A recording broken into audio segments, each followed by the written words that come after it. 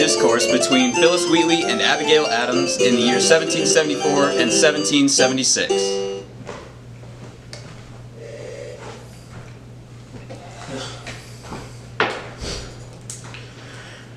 Abigail Adams, it's been far too long since I've written to you.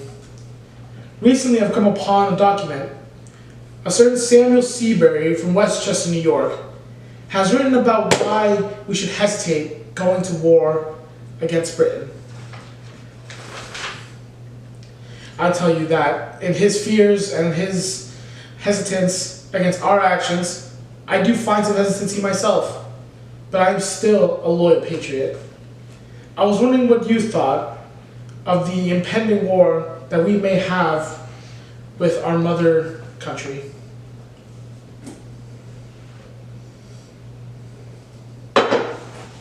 My dear Phyllis, under different circumstances, I would normally be terrified of the thought of a war with the greatest military on the planet. However, what my husband has responded to me about George Washington quells all of my worries. What he says is that Washington is one of the greatest military minds on the planet. He fought in the French and Indian War and was able to even outmaneuver many of the British officers above him. He knows exactly what this land is like and exactly how to win a war. He's already led many different battles, and he knows exactly how the British tend to fight due to his positions in earlier wars. So I think with him at the helm, our armies will have just as good of a shot at beating Britain as anyone will have. However, my only worry is that in these colonies, many people still view themselves as British citizens. I just ask, how would you respond to these loyalists among us?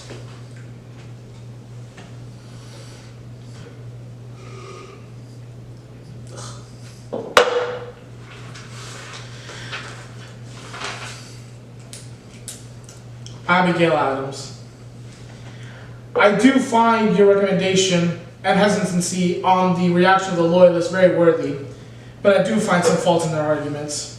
During the French and Indian War, we were treated like trash. Our soldiers, many have died because of the treatment and inequality that the British imposed upon us. So if you do think yourself as a British subject, just know that you are not equal to someone who lives on the British mainland. I find this with great regard, and I argue this greatly and heavily against those who follow the crown. And what about you? How does Boston reply to this act?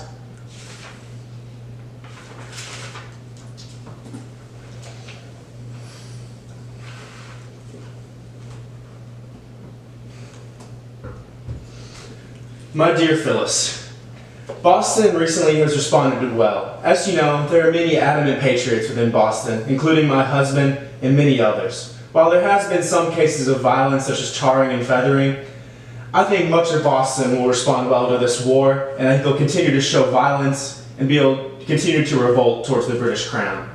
Much of this revolt has to do with the poems that you've consistently been writing.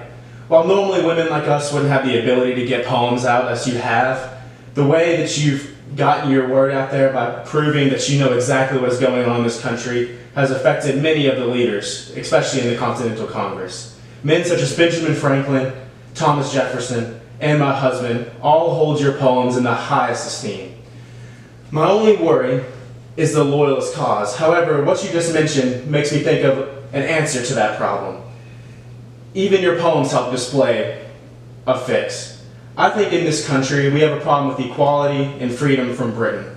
But in this new country, the new country we would like to form, we will finally have a chance to be equal to others and have freedom for all. And by arguing for that freedom, even among women like us, that's how we can convince others to join our noble cause.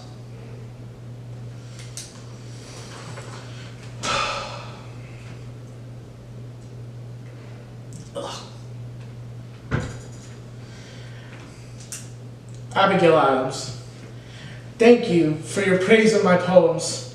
I deeply enjoy the recognition. I know that I do speak for an audience.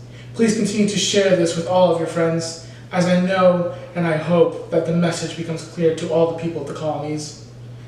And yes, in response to you, I do hope that we can convince many loyalists and we can quell the violence that is being portrayed in Boston and everywhere else. Tarring and feathering is not a nice sight, It is very, very, very difficult to see people go through such suffering. But for a cause that people believe in, it is the fervent expression. Although, I do fear that people will escalate beyond this, and the violence will get deeper. I need another drink. I believe what we're about to go through will cause a lot of problems and a lot of strife. And because of that, I think we need the biggest drink of all.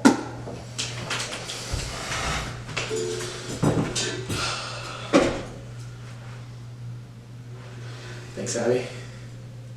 Oh, it's a beautiful red coat you have there. Oh, hello there. Here we have two American colonists talking about common sense in a local tavern. Now go away. Good break. Of course. Good sir, have you heard of common sense? Of course you have. Oh, by Thomas Paine, of course. Thomas Paine is fantastic. Oh my gosh, literally the best language, the best pamphlet, and everyone's still talking about it. I just feel like it's so easy to read. All these other documents I've seen coming from the Continental Congress, I've never been able to understand that. I mean, I'm just a lowly carpenter. You really think I can understand any of that? Honestly. Yet, here we are, people of our class, in a local tavern, with people of our low social standing, and yet we're still able to read it, understand it, and finally participate in this so-called revolution that people have been speaking about. I am a part of this revolution. I truly think so. Common sense has been out for months. And even now, I think that I am leading. I think that this revolution speaks for me. Gosh, I wish it was like that for everyone. I think this document definitely provides the chance for everyone.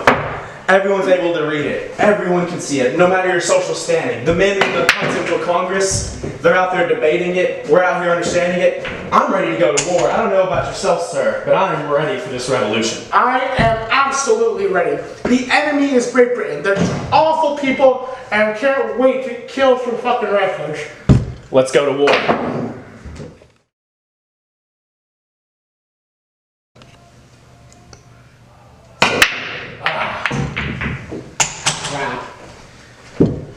Fuck. Scratch.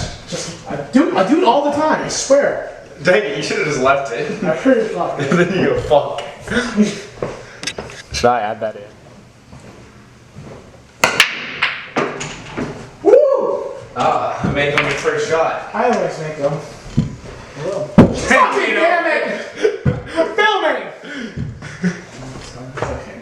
You know, I'm really sorry Cesar is horrible at pool. This is like our fourth take. He just cannot break. Okay, we're sorry. Here we go.